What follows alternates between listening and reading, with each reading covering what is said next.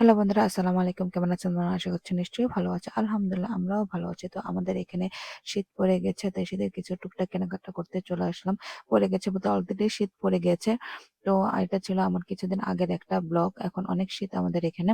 তো যাই হোক, আমি শীতের জন্য কিছু লোশন, ভ্যাসলিন এগুলাই কেনাকাটা করতে আসছি। একটা সংসারে তো নিত্যদিনের বাজার টুকটাক আ লাগে, অনেক কিছু লাগে। কেনাকাটা যেন আর শেষ হয় না। তো আমি এগুলাই টুকটাক কেনাকাটা করছিলাম।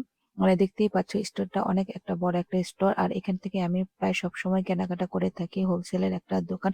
এখানে A to Z সবকিছু পাওয়া যায়। তো আমি এখান থেকে কিছু স্ন্যাক নিচ্ছিলাম, বাচ্চাদের কুকি সবকিছুই। আরকি ঘরে যা, যা লাগে প্রায় সবকিছুই এই স্টোরে পাওয়া যায়। এবং দামটাও অনেক রিজনেবল। তাই আমি এখানেই চলে আসি। আর এই স্টোরটাও আমার বাসা থেকে একদমই কাছে, যার কারণে আমি এখান থেকেই সবকিছুই নিয়ে থাকি। ময়দা থেকে শুরু করে চা খাওয়ার মিল্ক চা বা আরকি যা, যা আরকি লাগে একটা সংসারের প্রায় সবকিছুই এখানে পাওয়া যায়। তো তারপর আমি এখানে কিছু রসুন নিচ্ছিলাম। আ এখানে রসুনের দামটা একটু কম, তাই এখান থেকে আমি রসুন নিচ্ছিলাম।